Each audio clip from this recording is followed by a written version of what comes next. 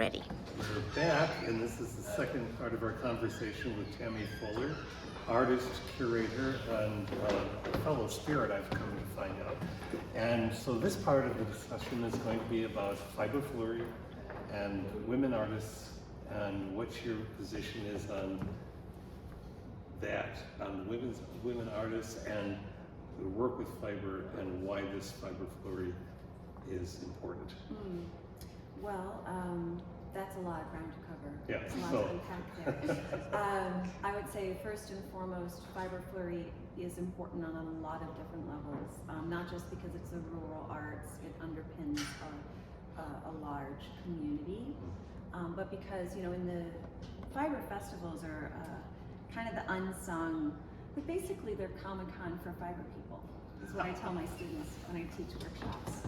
And it's a Being little... a Comic-Con person, that works for me. That's, that works, but it's such a wonderful thing to be able to offer to people, not just fiber artists, but also to make the fiber arts more accessible and visible to people who aren't necessarily working with them or don't understand how important they are. So since 2020, our post-COVID, I work in other areas of the arts. I'm also the executive coordinator for the March. Congratulations, that's pretty cool. It is. Thank you. It's been a journey. But we've seen attrition. All art festivals have seen attrition post-COVID in this new normal as we've all tried to find our bearings. And fiber festivals, unfortunately, are no different than that. So we've lost several major fiber festivals in New York and in Pennsylvania in the years post-COVID. So making sure that something like this is reimagined and maybe expanded to provide more value to people outside the normal retail experience that most people come to expect for vending, and because you see a lot of makers now. There's a lot of that coming up, these new breed of vendors and crafters. But I think it's important to have these places where people can see the arts, the fiber arts, done on a level that can truly engage someone's imagination, show that there are levels. Well, the variety just in this gallery. Yes. You have everything from three-dimensional, well, it's all three-dimensional, but you have sculpted work, you have clothing, you have impressionistic fiber work of natural settings, representation of realistic. You could speak to it, I imagine, the diversity of all of this is fascinating. Fiber is a fascinating material, and it deserves just as much credit as a fine art medium as oil paint.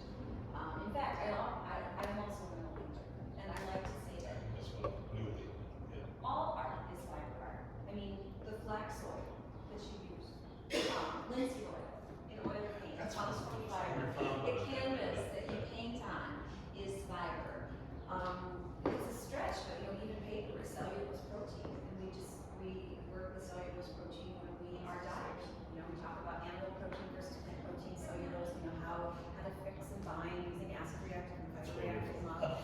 Everything comes down to fiber. It's just a question of where it's executed, or how it's executed, and what context you're placing it in.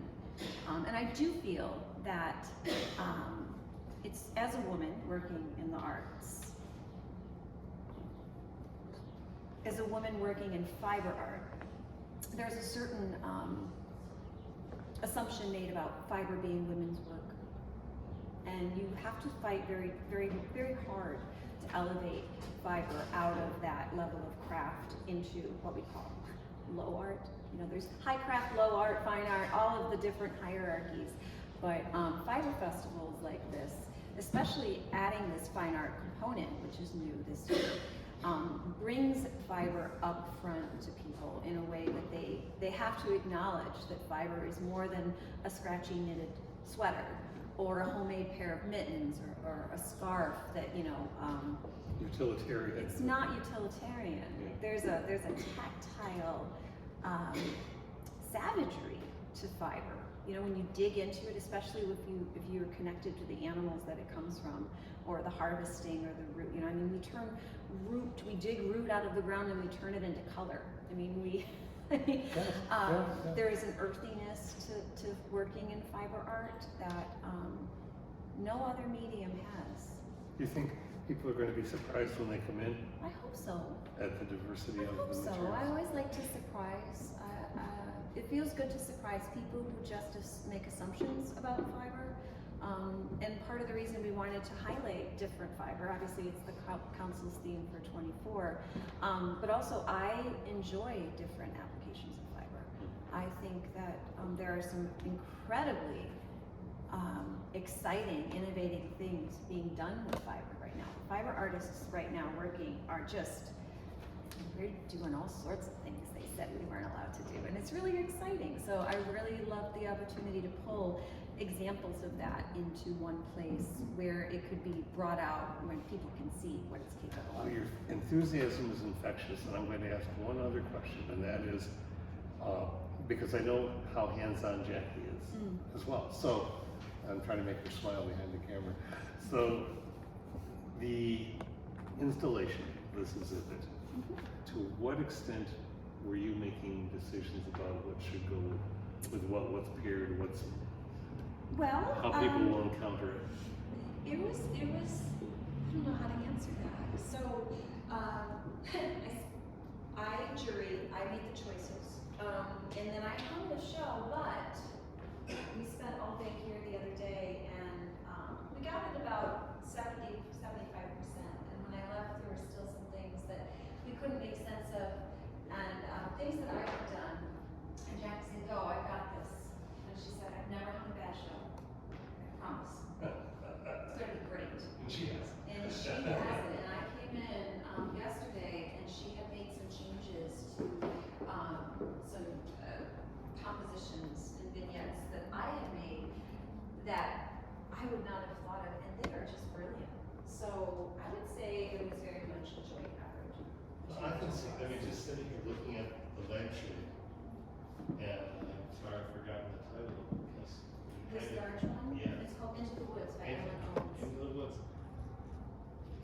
It works well together. That's Jackie. Well, okay. Jackie had the vision for that. That works well together, and that's just one of the many things that just sitting here from this vantage point, speak, whether it's from color or shape. Okay, well, I appreciate your time. Absolutely. So Fiber Flurry is back, and it's real quickly a gratuitous plug for Fiber Flurry. I've taught for Fiber Flurry since 2018, maybe 2017, and it is so special.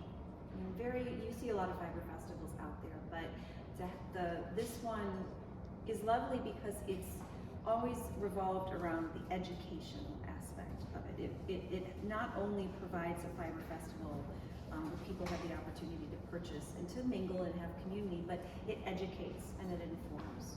So when we added this element, it was to another avenue of education. So I hope it serves. Fiber Flurry will be at the end of the month, and we've expanded it from Saturday into Friday evening and into Friday afternoon. And we'll have a fiber artist panel where artists will be in gallery talking about the same sort of things that we're talking about today, which is really exciting. And then we have a whole round of workshops that begin on Friday into Saturday, and our keynote is actually going to be talking about fiber art installations and performative art at the Guggenheim, where live sheep and matter-dyed textiles were put into the Guggenheim in 2022. So it's going to be very exciting. Well, go to the website for Arts Council for Wyoming County and come and see this show. It's brilliant.